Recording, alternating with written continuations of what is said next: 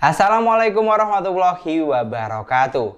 Kalau kamu lagi cari HP yang murah dengan harga tidak sampai 1,5 juta, mungkin HP yang satu ini cocok buat kamu. Ini adalah Realme C30, produk terbaru dari Realme yang dijual dengan harga 1399 atau 1,4 juta. Dan seperti biasa, di video kali ini kita akan bahas lengkap HP yang satu ini. Kira-kira bakal sebagus dan semenarik apa? Oke, nggak usah pakai lama, langsung saja kita mulai videonya. Di sini untuk urusan desain, jujur HP ini memiliki tampilan yang unik. Atau bisa dibilang tidak seperti HP 1 jutaan pada umumnya. Mulai dari garis-garis di bagian belakang bodi hingga setup framing kameranya yang hanya menggunakan single lensa. Jadi di sini tidak ada kamera gimmick-gimmickan. Untuk keseluruhan bodinya, Realme C30 masih menggunakan bahan polikarbonat dengan finishing yang doff, namun tetap memiliki build quality yang solid serta kokoh. Sedangkan untuk bentuk bodinya sendiri, HP ini memiliki bentuk bodi yang flat atau kotak, yang menambah efek kekinian untuk kelas harganya. Di sini yang perlu kamu perhatikan, untuk sensor sidik jari belum ada. Sama satu lagi, port charger yang digunakan masih menggunakan port micro USB.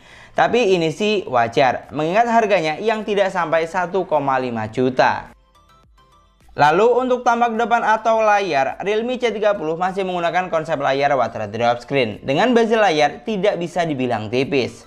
Sedangkan untuk panel layarnya menggunakan panel IPS LCD dengan resolusi masih HD+, 720x1600 pixel, refresh rate 60 Hz. Jadi kalau untuk masalah saturasi warna yang dihasilkan terlihat standar saja, sama seperti HP 1 jutaan pada umumnya.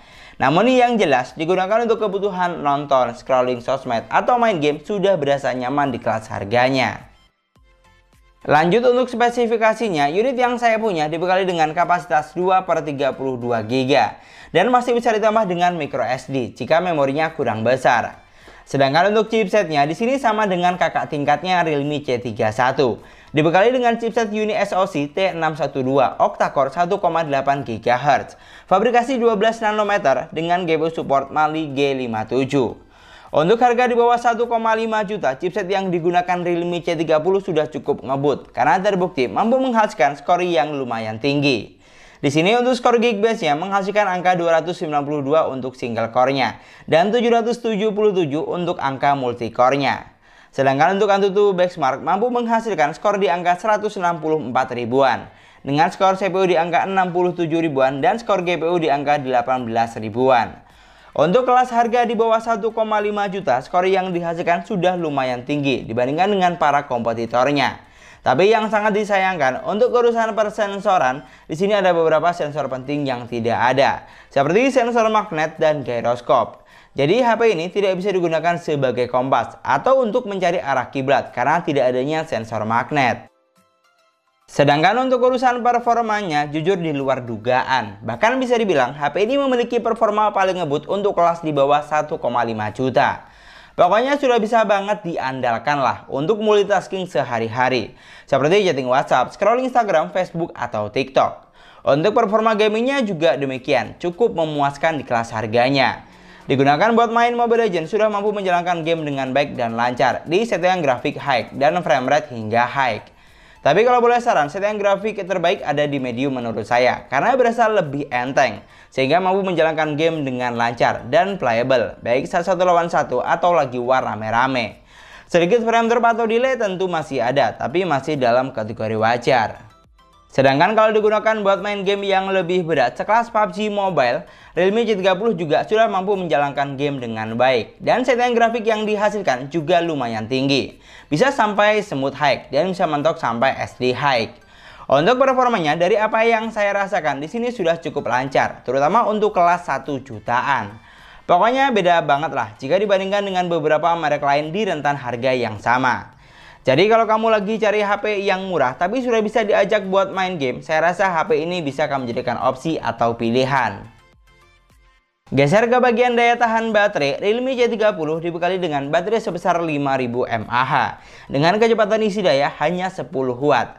Jadi bisa dipastikan isi daya di HP ini butuh waktu yang tidak sebentar untuk sampai full 100%, 3 jam bahkan lebih. Tapi kalau untuk daya tahannya di sini sudah tergolong awet menurut saya karena memiliki sistem yang ringan plus minim kustomisasi. Dan ngomongin masalah sistem, HP ini berjalan di Android 11 basis Realme UI Go Edition. Untuk operating sistemnya saya sudah singgung, kalau jenis UI yang digunakan sangat minim kustomisasi, karena terbukti memiliki tampilan UI yang terkesan monoton atau kaku. Tapi saya sih nggak heran, karena HP ini lebih fokus ke sistem yang ringan serta stabil. Jadi untuk perpindahan antar aplikasi berasa lebih sat-set aja gitu. Tapi tanda kutip banyak yang harus kamu garis bawahi, karena ada beberapa aplikasi penting yang tidak ada.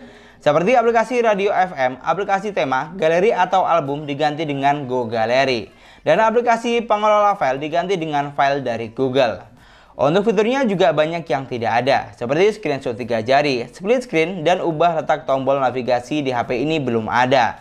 Tapi kalau untuk fitur seperti screen mirroring dan rekam layar sudah ada. Pokoknya bagian UI ini kamu jangan anggap sepele, karena berpengaruh dengan user experience selama penggunaan.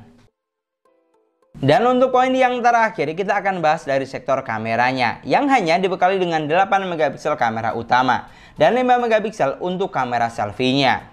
Di sini untuk masalah kamera, kamu jangan berharap terlalu lebih dengan HP under 1,5 juta, karena hal ini bukan termasuk poin yang diunggulkan. Untuk fitur yang ditawarkan juga demikian, hanya ala kadarnya saja. Bahkan untuk kamera depannya tidak bisa foto bokeh atau potret. Lalu kalau untuk hasil jepretan kameranya, kamu bisa lihat dan koreksi dari hasil foto berikut ini. Seperti yang sudah saya singgung, jujur kita tidak bisa berharap terlalu lebih di sini. Karena hasil fotonya terlihat standar saja, sesuai dengan besaran megapiksel yang digunakan. Jadi sedikit tipsnya, saat ambil foto atau video pastikan di kondisi cahaya yang bagus supaya hasilnya lebih maksimal. Sedangkan untuk hasil kamera selfie-nya di sini juga terlihat standar saja dan bisa dibilang kurang cocok buat kamu yang doyan selfie karena resolusi yang digunakan hanya 5 megapiksel. Ini adalah contoh perekaman kamera depan menggunakan Realme C30 yang memiliki resolusi sebesar 5 megapiksel. Dan yang sebelah kanan itu adalah contoh untuk perekaman kamera belakangnya yang memiliki resolusi sebesar 8 megapiksel. Di sini untuk perekaman kamera depannya, HP ini bisa mentok sampai ukuran 720 di 30 frame per second. Sedangkan untuk kamera belakangnya bisa mentok sampai ukuran 1080 di 30 frame per second. Oke, silakan kamu nilai untuk saturasi warnanya dan kualitas suara yang saya hasilkan.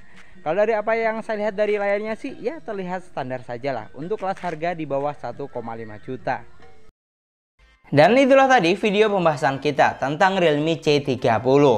Untuk HP di bawah 1,5 juta, kita memang tidak bisa berharap lebih dan banyak menuntut ini itu. Karena fungsional dari HP ini bukan untuk penggunaan yang terlalu neko-neko. Tapi yang jelas, poin menarik dari Realme C30 adalah memiliki desain yang fresh serta kekinian, atau malah bisa dibilang unik. UI yang ringan, chipset dan performa yang terbilang ngebut di kelas harganya. Sama satu lagi, harganya yang terjangkau. Jadi bisa banget dijadikan opsi atau pilihan buat kamu yang lagi cari HP murah untuk si bocil atau orang tua misalnya.